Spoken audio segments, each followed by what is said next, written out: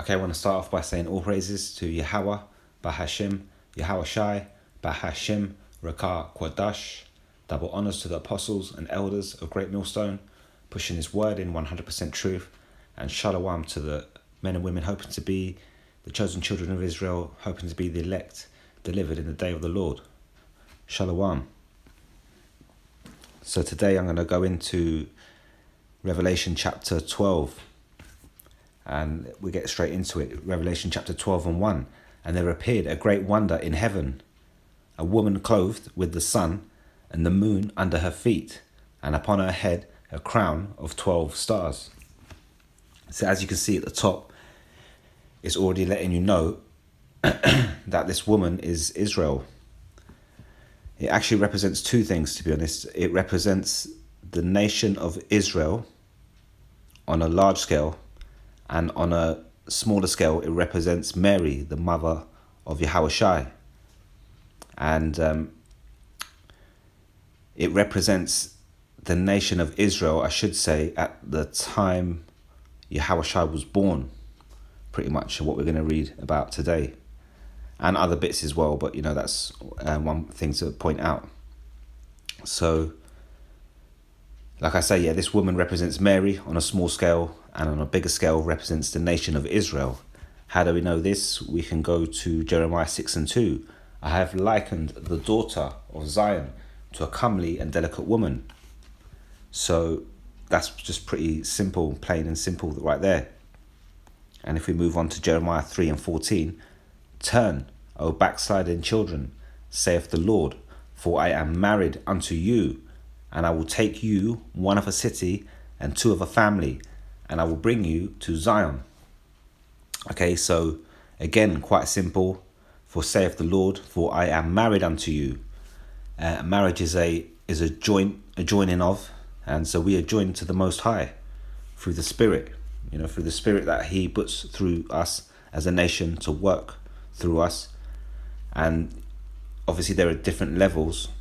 When you're doing your bits and pieces out there on a day-to-day business, the reason why you see Jake rising to the top is through, whatever the Most High is, Yahweh Bahashim, Yahweh Shai is pushing through Jake. And that goes all the way up the scales, up to top of the ladder. You have prophets, and Yahweh Bahashim, Yahweh Shai will put the Spirit on them to speak the words of the Most High. So, whoever you are, whichever Jake you are, whether you're in the truth or not, the Most High will work with you. That's why a lot of Jakes are successful in particular fields in the world, in particular industries and particular sports and music, because they have a gift built within them, and that is the joining of.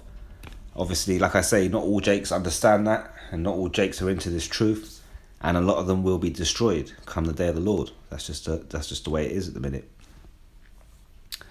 Moving on here, and I will take you, one of a city and two of a family, and I will bring you to Zion.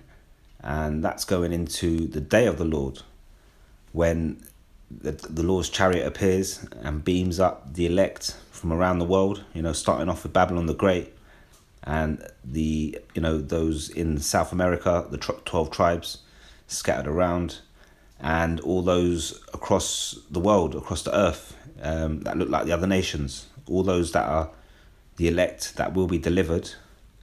As we keep telling you, there's not going to be many.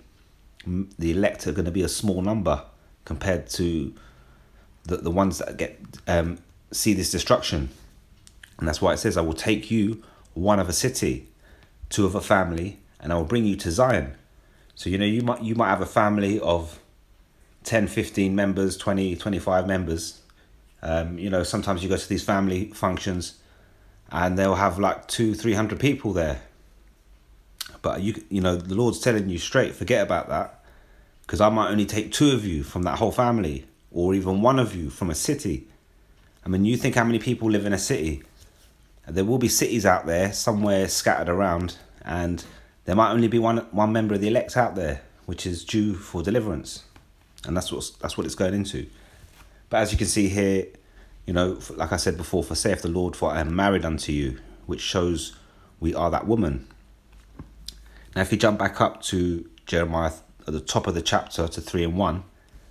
It says here, they say, if a man put away his wife, and she go from him and become another man's, shall he return unto her again? And what that's saying is, if a man puts away his wife, and then she becomes another man's wife, by what? By having sex with him, shall that original first man return back to that woman again? And the answer is no. Why? Because shall not the land be greatly polluted? Okay, so that's how we think. If I said to you, if your woman cheats on you next weekend, are you going to take her back? You'll probably say, hell no.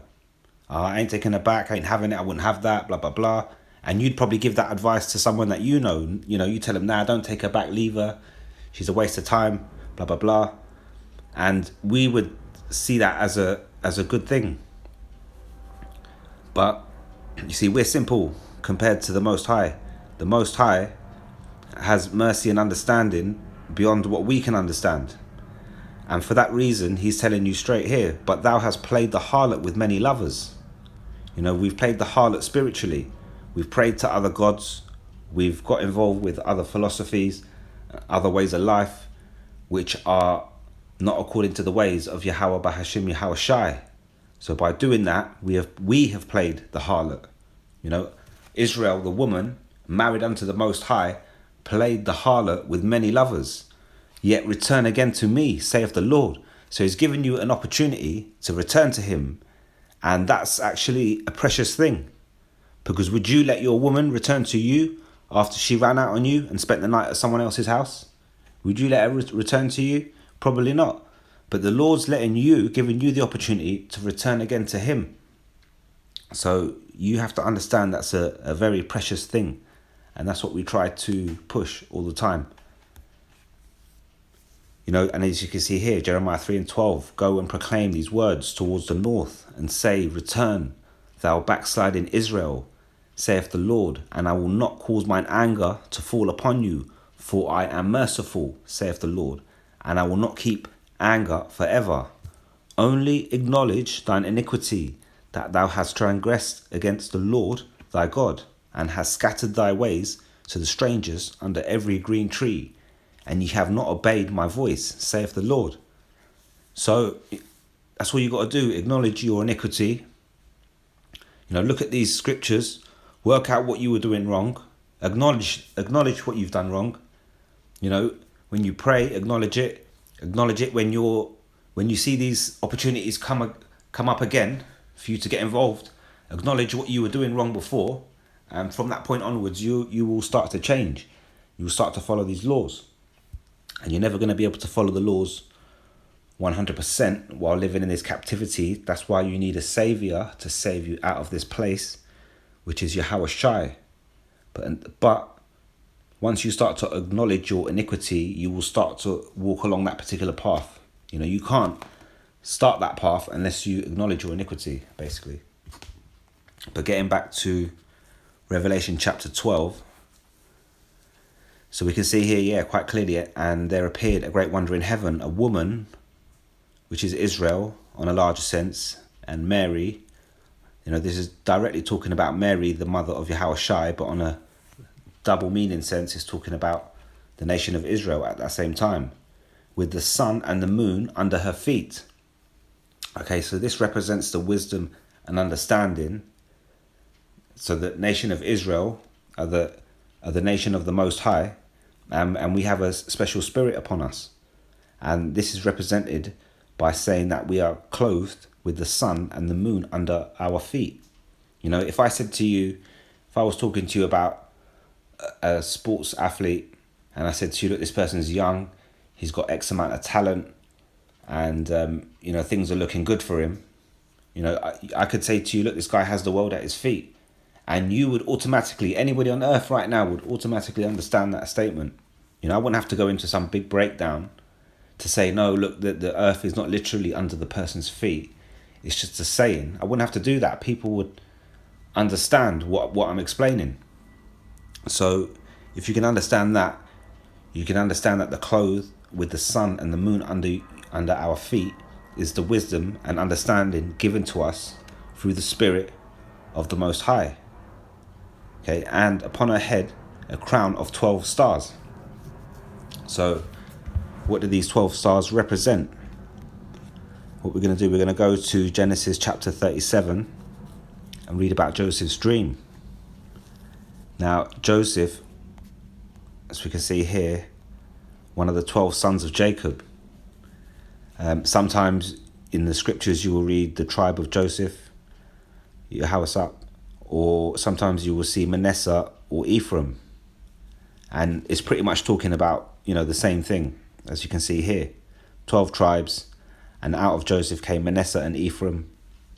So if you see in the scriptures you're reading about Manasseh or Ephraim, it's pretty much talking about Joseph, because for you to be Manasseh or Ephraim, then you had to have come through Joseph automatically. So, Genesis chapter 37 talks about Joseph, talks about his dreams, his prophetic dreams. And as we get into it here, we can see, and Jacob dwelt in the land wherein his father was a stranger, in the land of Canaan. These are the generations of Jacob. Joseph, being 17 years old, was feeding the flock with his brethren. And the lad was with the sons of Bilhah, and with the sons of Zilpah, his father's wives. And Joseph brought unto his father their evil report. Now Israel loved Joseph more than all his children, because he was the son of his old age, and he made him a coat of many colours. And just to point out, you might have heard of these Edomites. I remember when I was young, they used to, in the 90s, they would have this thing, Joseph and the Technicolor Dreamcoat. I don't know if you remember. They take these scriptures, twist them up, make some mockery story out of it, and turn it into a musical, turn it into a movie, turn it into a TV program, turn it into a religion, and then they sell it to you in order to take money, take your time, and take your concentration away from this truth. I just thought I'd point that out. But moving on here, Genesis 37:4. And when his brethren saw that their father loved him more than all his brethren, they hated him and could not speak peaceably unto him. And Joseph dreamed a dream, and he told it his brethren, and they hated him yet the more. So, every time Joseph's having these dreams, these prophetic dreams, he's telling those people around him, what he's dreaming about, and they hate him for it. And then, on top of that, Jacob sees him as his favourite for being his son of his old age, and for that reason, they hate him even more. They're getting on his back, basically. Genesis 37:6. And he said unto them, Hear, I pray you, this dream which I have dreamed. For behold, we were binding sheaves in the field, and lo, my sheaf arose, and also stood upright. And behold, your sheaves stood round about, and made obeisance to my sheaf. Okay, so obeisance goes into obey, as you can tell, the word obey. And what this dream represents is the famine in Egypt. You see, Joseph had a high-ranking position under the Pharaoh, and even though he's the son of Jacob, this is the position he was given, and Yahweh, end of the day, Yahweh Bahashim, Yahweh Shai set him up in that particular position, and with that he had a dream, and he told everybody basically, when it comes to famine, you're going to come to me. This is what it's breaking down as. When it comes to famine, you're going to come to me for food, which did happen. So this is a prophetic dream that he explained to them. And his brethren said unto him, Shalt thou indeed reign over us, or shalt thou indeed have domain over us? And they hated him yet the more for his dreams and for his words. 37:9. And he dreamed yet another dream, and told it his brethren, and said, Behold, I have dreamed a dream more, and behold, the sun and the moon and the 11 stars made obeisance to me. Okay, so why is he only, if I'm saying to you, look, these 12 stars of represent the tribes of Israel. You know, this woman represents Israel. The 12 stars represent the tribes of Israel. But Joseph has seen 11 in a dream. And the reason why is he is star number 12. You know, out of the 12 sons of Jacob, the 12 tribes of Israel, Joseph has had the dream and he's seen the other 11 stars paying obeisance to him. Okay, so, and the sun and the moon also. So again, this shows you that the 12 stars represent the 12 tribes of Israel. Okay, so moving on, Revelation 12:2, and she being with child cried, travailing in birth, and pained to be delivered. Okay, so again, where this woman represents Mary, the mother of Yahushua, and also the nation of Israel at that particular time, same particular time, what it's saying is she being with child cried, travailing in birth. So it's quite clear that Mary was pregnant with Yahushua and was travailing in birth and pained to be delivered. Okay, so that's quite easy to understand. And with the nation of Israel, they were going through a lot of trouble through the Roman captivity at that particular time. And so that also represents them as a nation travailing in birth and pain to be delivered. You know, they're not physically all having babies, but the troubles they're going through, the affliction they're going through is causing them to cry out, you know. And the same thing that's going to happen in these last days, you know, in the day of Yahushua, there's going to be grown men out here travailing, paining to be delivered from the Most High, by the Most High from what's going on down here, but they're not going to be delivered. But that's what it represents. You know, if we go down to Matthew 11:12, we can see, and from the days of John the Baptist until now, the kingdom of heaven suffereth violence, and the violent take it by force. And this is a constant ongoing thing that has been happening to the nation of Israel throughout the time described in the Bible. And it's still happening today. You know, you get some of it happens out on the street in a very direct manner, but a lot of it happens behind closed doors using smoke and mirrors by these elites. You know, that they're taking you out while smiling to your face. They'll give you a paycheck, they'll give you a job, but at the same time they're doing something to ultimately cause your destruction. You know? So moving on anyway, Revelation 12:3, we can see here the red dragon, Satan, okay? And there appeared another wonder in heaven, and behold, a great red dragon, having 7 heads, 10 horns, 7 crowns upon his heads. Okay, so I mean, I've gone into it many times on this channel, so I shouldn't have to go into it too much. But this particular precept is talking about the ancient Roman Empire.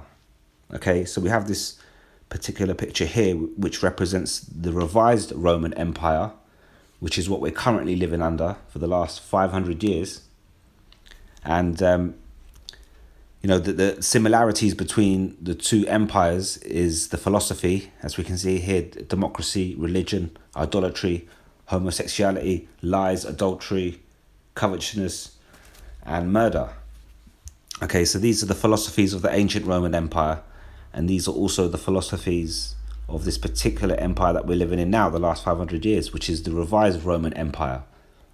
And so this particular beast you're looking at, obviously, you know, it has the modern day names, Babylon the Great, you know, America, and so on and so forth.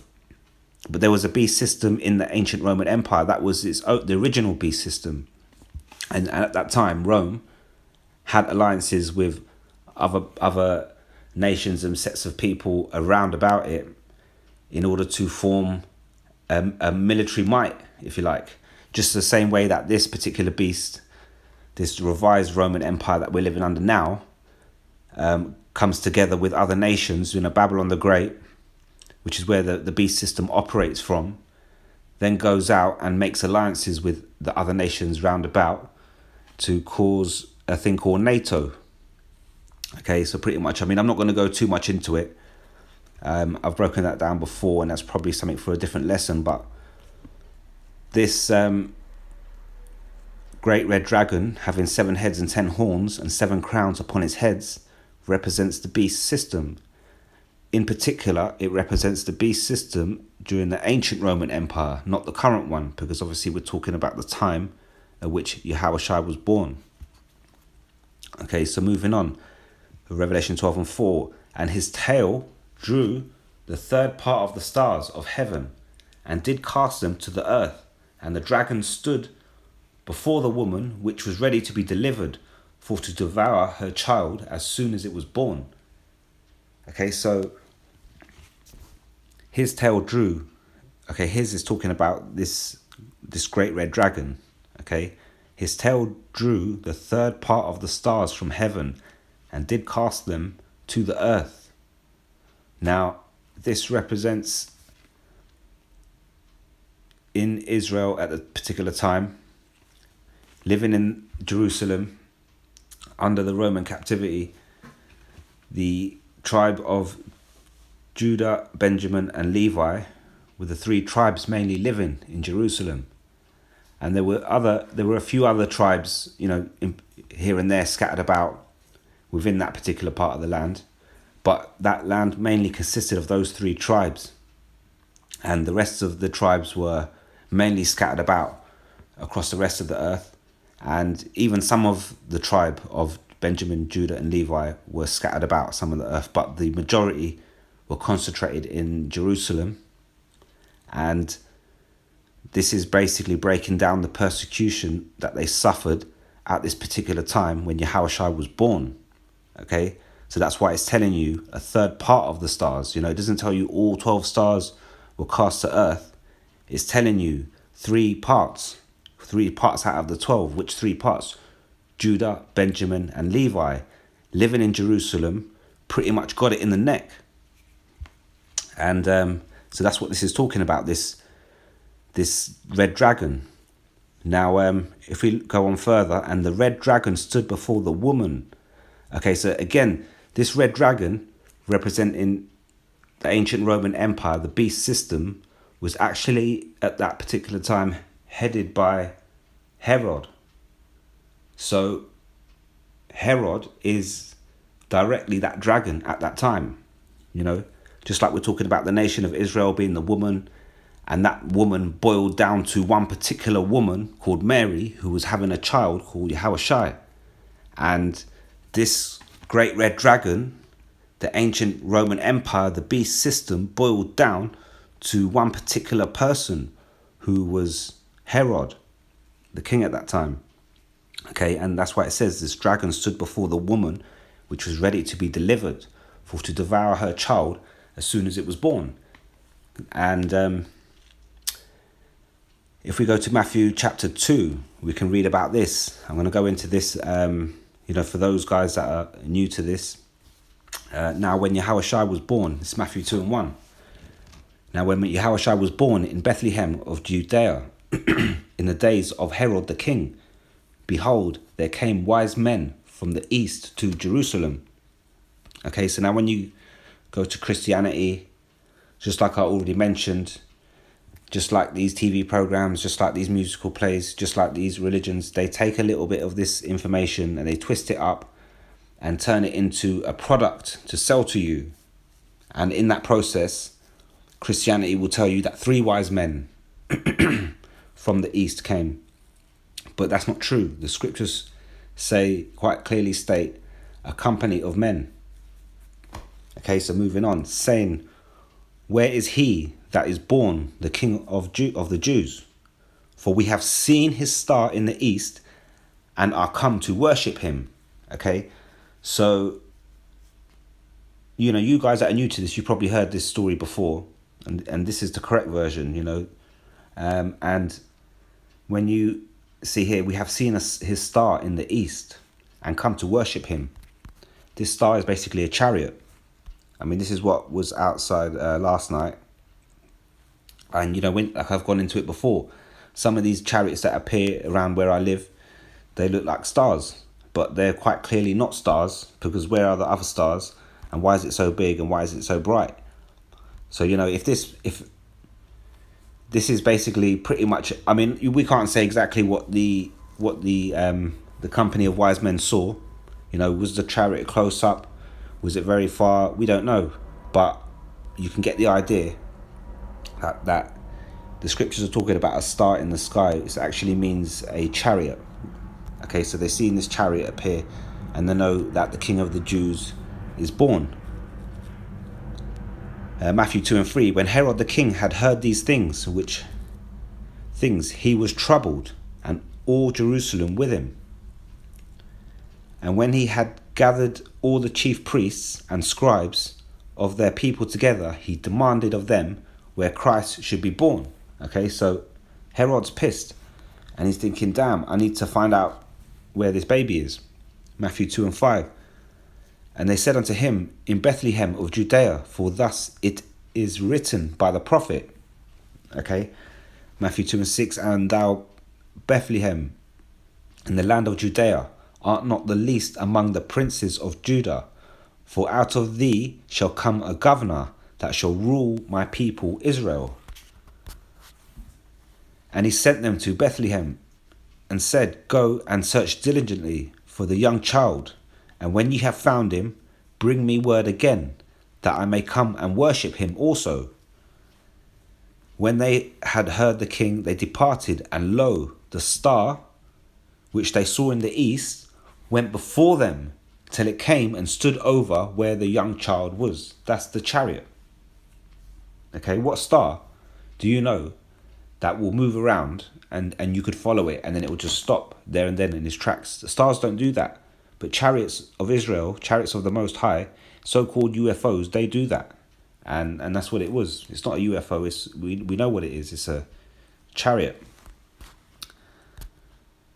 When they saw the star, they rejoiced with exceeding great joy.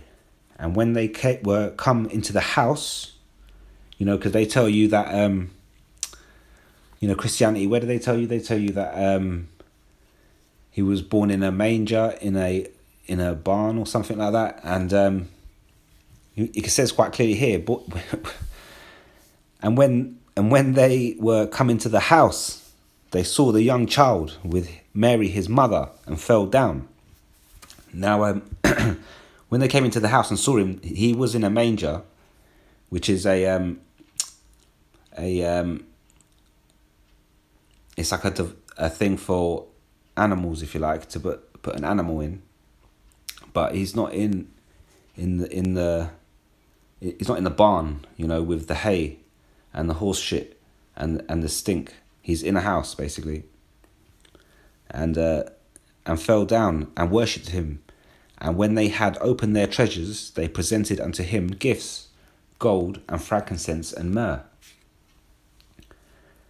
And being warned of God in a dream that they should not return to Herod, they departed into their own country another way. Okay, so again, this had a dream, and you can now they understand Herod's real intentions, because don't forget, Herod said, look, tell me where he is, I want to go and worship him. But the Most High knew his intentions and let that off in a dream to say, look, Herod wants to slay you, basically.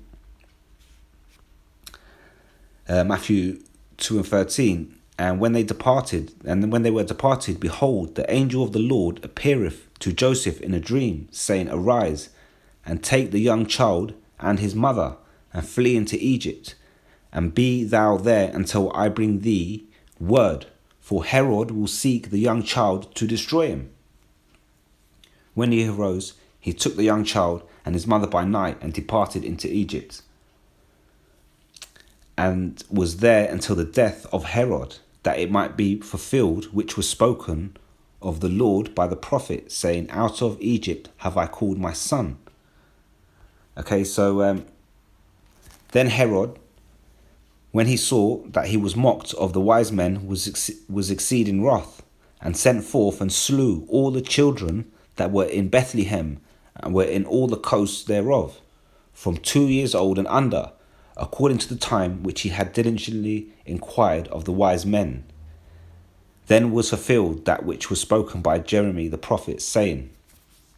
Okay, so as you can see here quite clearly, Herod sent out a decree at a particular point. When he couldn't find this child, Yahushai, he sent out a decree to have every child from 2 years old and under, according to the time which he had diligently inquired of the wise men. So now you've got a situation where this Roman Edomite people, soldiers, basically, are rolling up on Jake and just chopping up any baby that's 2 years and under, looking for Yahushai.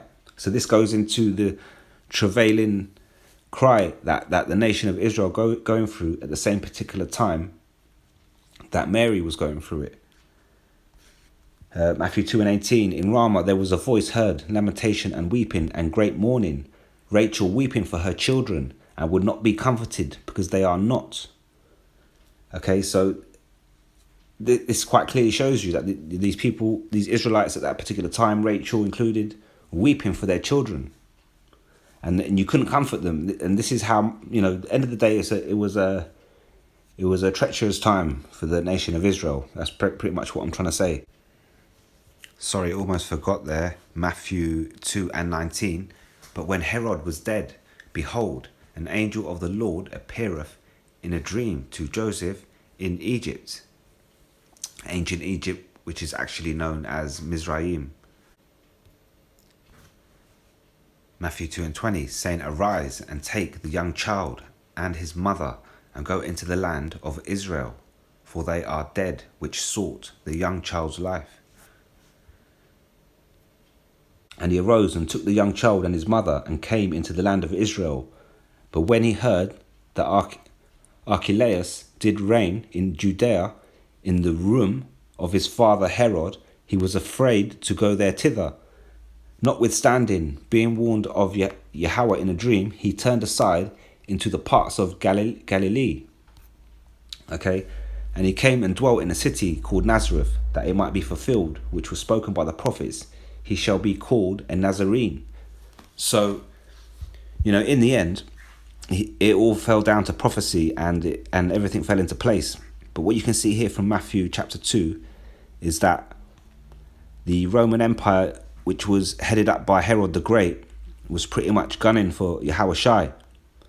I mean, and there's people out here that, been on the run for particular things in their life. I mean, Yahushai is pretty much on the run before he was born.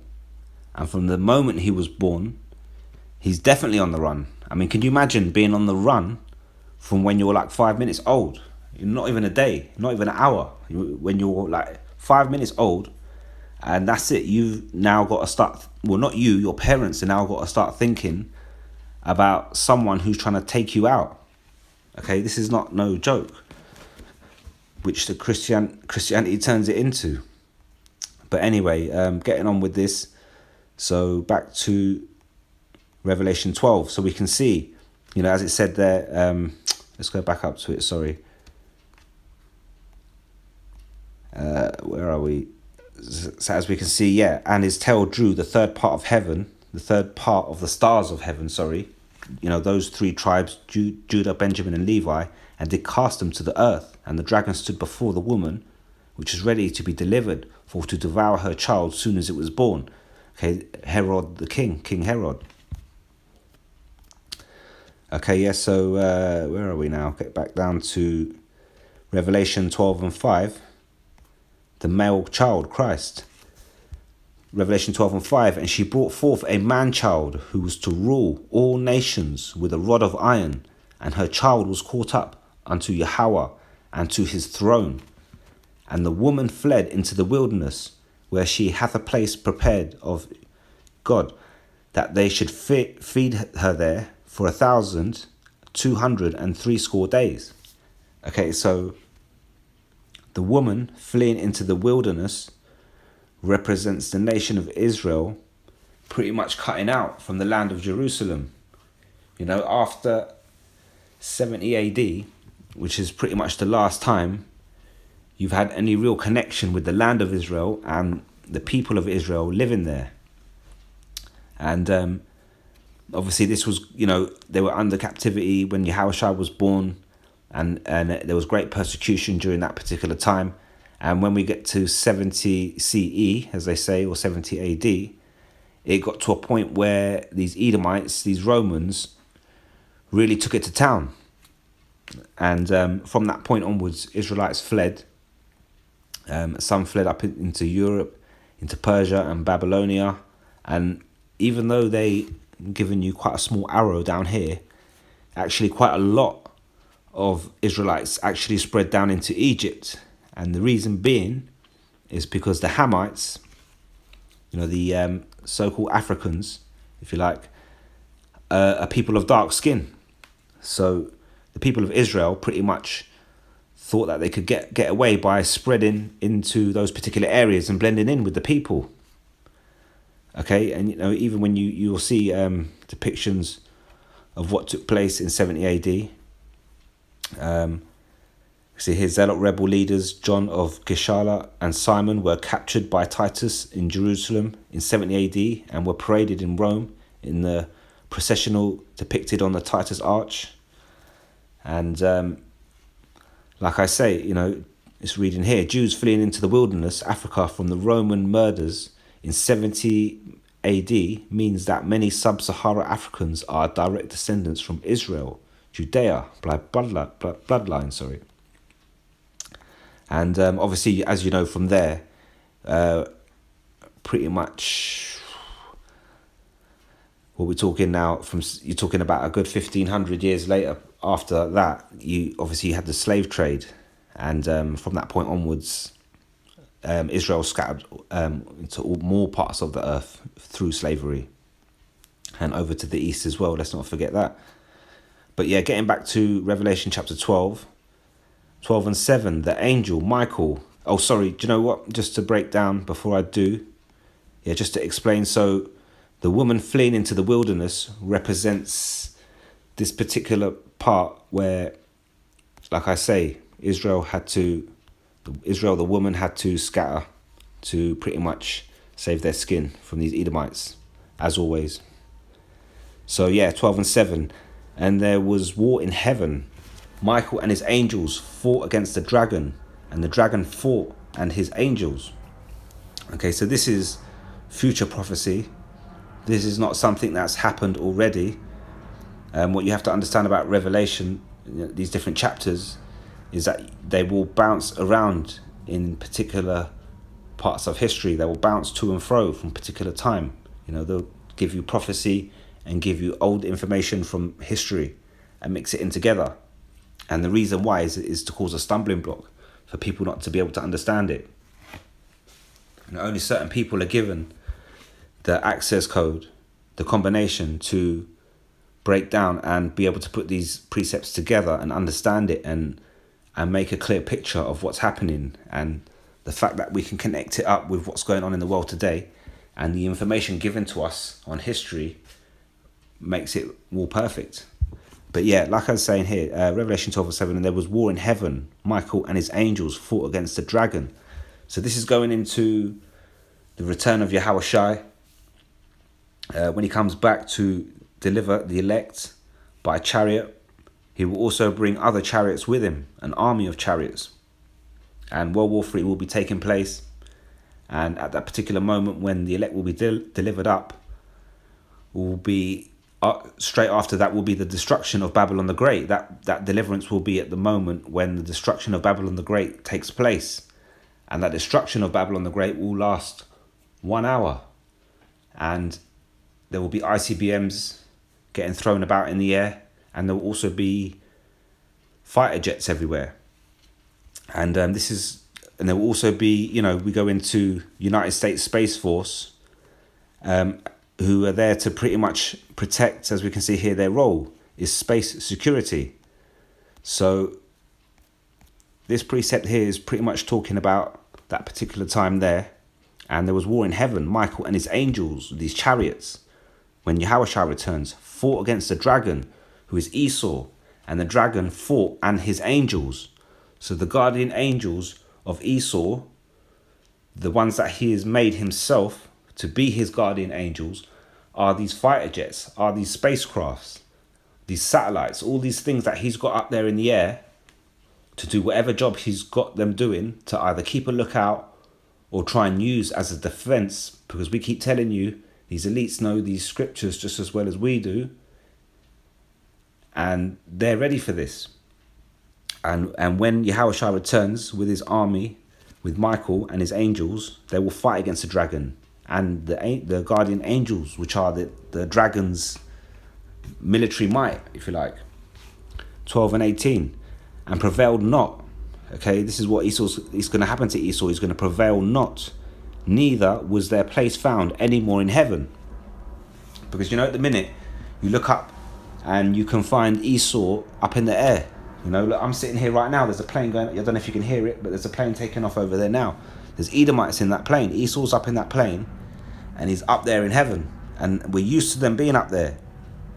And when it comes to World War III, when it comes to this battle against Michael and his angels, which they will not prevail in, they will have their fighter jets, they will have their spacecraft, military, whatever they're called, up there. And they will be using that technology to fight against Michael and his angels. And when they get destroyed and do not prevail, you will not find any more of their jets up there. When World War III is taking place and it's going to build up to a point where this deliverance comes and this destruction of Babylon the Great comes, and in the build up to that, these nations are going to be fighting each other using aircraft jets. And when these chariots appear and destruction takes place, they're going to these nations are going to panic, and they're going to have to pause their World War III, so to speak, up in the air, and they're going to have to turn in the same direction and fight against these chariots. So they're all going to be at it, and they're not going to prevail. And that's why it says, neither was their place found any more in heaven, because when that situation comes, you're not going to look up in the air and see no Edomites. You're not going to see Esau flying around in no planes after that point. And especially when we consider that following hour, Babylon the Great will be turned into a desert. And then what happens to Esau is over there in Babylon the Great, that whole military might will be finished within 1 hour, put to bed.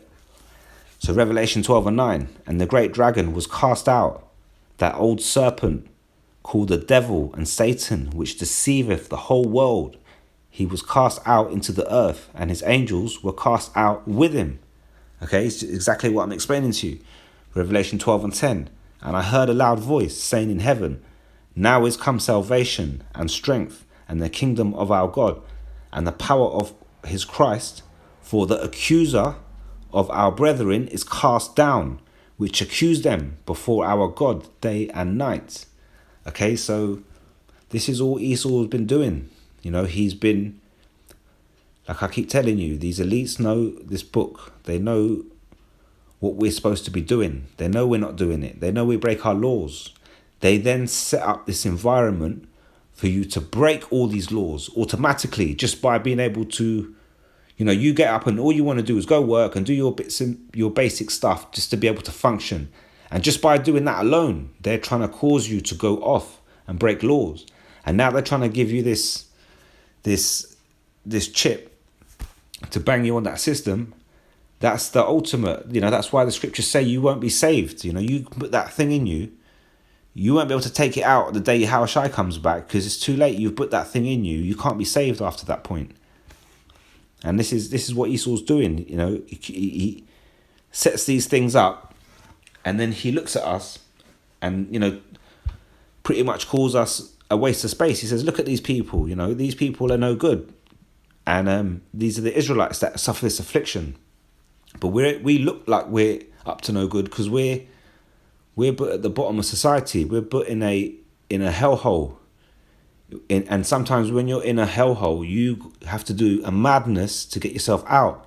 So this is what Esau, he plots these for us, He's the accuser of our brethren, and he will be cast down. Okay, Revelation 12 and 11. And they overcame him by the blood of the Lamb and by the word of their testimony, and they loved not their lives unto death, which is the elect. Okay, this is talking about the elect who will overcome him by the blood of the Lamb, which is Yahweh Shai. Yahweh Shai is the word. Okay, and if the Spirit is working on you, then you have the testimony of that, and that's why you're speaking. You're out here, you're speaking about it, and you're praying, you're fasting, you're following these laws, and Lord willing, you get delivered. And the telltale sign of that is you love not your lives unto death. You know, if you can sit down at the end of the day to yourself, and you know that you're living in a environment that is completely toxic for you and not for you, if you can understand that, then you're not going to love this life unto death, like a lot of these jakes are doing now.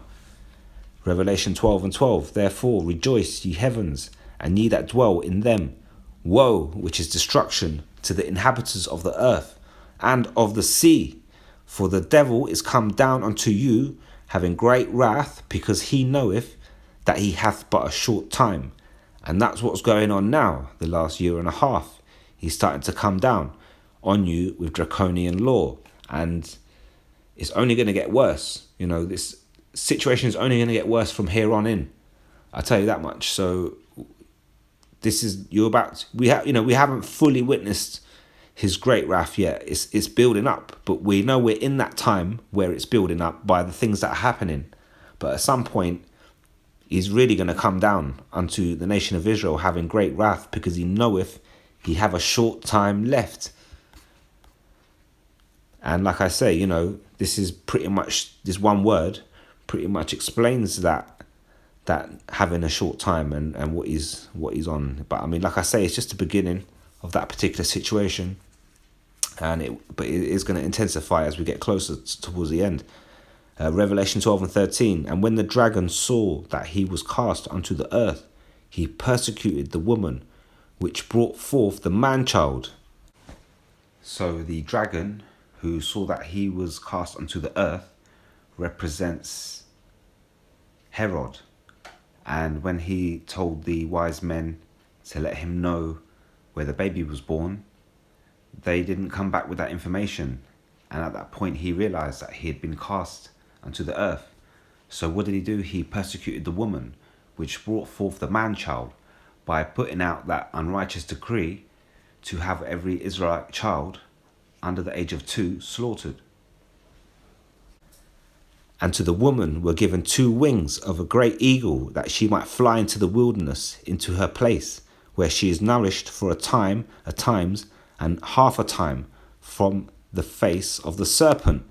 Okay, so again, this jumps back now into that time period of when Yahushua was born, and around that time, and then obviously up until 70 AD, when Israel pretty much ran up into, Romans ran up into Jerusalem, just caused a lot of problems in the, taking over the temple and everything else like that. And then from that point onwards, Jake really had to flee. You know, at that point, you only had the 3 tribes mainly left in Jerusalem. The rest had already been scattered. And when it got to 70 AD, that was the last time Israelites were left living there. And obviously at that point, Romans ran up in there, demolished the temple and defecated all and did all sorts of things. And from that point onwards, the woman, which is Israel, were given 2 wings of a great eagle, that she might fly into the wilderness, into her place, where she is nourished. 12 and 15. And the serpent cast out of his mouth water as a flood after the woman, that he might cause her to be carried away of the flood.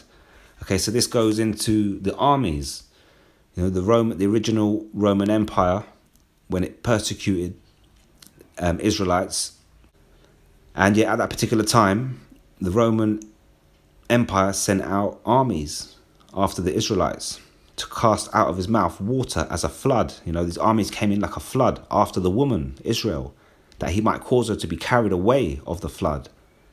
And the earth helped the woman, and the earth opened her mouth and swallowed up the flood which the dragon cast out of his mouth.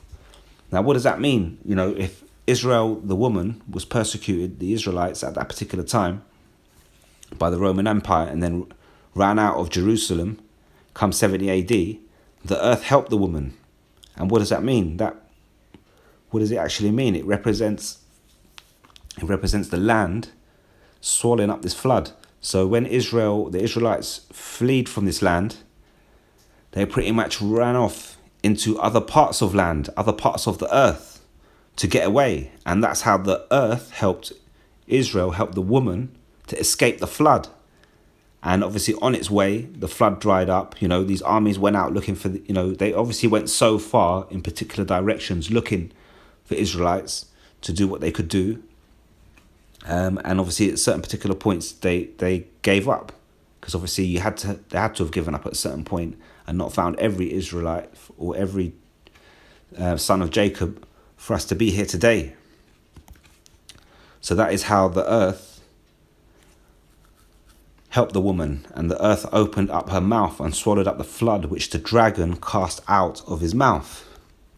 Okay, Revelation 12 and 17. And the dragon was wroth with the woman and went to make war with the remnant of her seed, which keep the commandments of God and have the testimony of Yahushua. So when this chip gets pushed and then gets rejected and then gets pushed again, and then trouble's going to break out, there's going to be problems, and then Israel will be persecuted once again because that dragon knows he has but a short time. But as we can see here, the dragon was wroth with the woman and went to make war with the remnant of her seed, which keep the commandments. And that's what's happening now. Right now you have the remnant waking up. The rest of them don't. So the rest of those that take the chip, that are doing this wickedness, doing all sorts of stupidness, not following their laws and commandments, Esau ain't worried about them. He don't worry about them Jakes, because them Jakes ain't making it anyway. He's worried about the seed, the remnant, of her seed. The elect, the ones that are out here speaking this word, the ones that are out here telling the elites that your time is up. You don't have very long. Your kingdom is expired. It's finished. It's over. It's just a matter of time of playing these course of events out. You're pretty much dead man walking. There's no coming back. There's no dramatic U-turn from what we're telling you in these scriptures and what's going to come on this face of this earth very soon. There's no turning around from it. Some people say to you, I don't believe what these breakdowns that you're giving me. Well, you don't have to believe it, but you're going to see it. You don't have to believe it, but you're going to see it. You don't have to believe in Yahushua, but you're going to see him. You can believe in any God you want. But when Yahushua cracks that sky, it's curtains. Not just for you physically and mentally, but spiritually. It's going to cut you. All these people that are on this shit, it's going to cut them. And Jake, these 2/3 and these Jakes that don't want to repent out there, they're going to get it the most. So don't forget, Isaiah 10 and 6 reads, I will send him against an hypocritical nation. Who is that hypocritical nation? Israel. Those Jakes out there that don't want to repent, don't want to return to the Most High, their power. And against the people of my wrath will I give him a charge. Who will he give that charge to? To Esau, the Edomites, sometimes known in biblical prophecy as the Assyrians, to take the spoil and to take the prey and to tread them down like the mire of the streets. Howbeit he meaneth not so, neither does his heart think so, but it is in his heart to destroy and cut off nations, not a few. So with that, you have to ask yourself, 2 Ezra 16 and 17, woe is me, who will deliver me in those days? And the only answer to that question, there's only one answer, and that answer is Yahweh, Bahashim, Yahushai. So I hope that was edifying, and I'll leave it right there. All praises to Yahweh, Bahashim, Yahushai, Bahashim, Rakah, Quadash. Until next time, Shalom.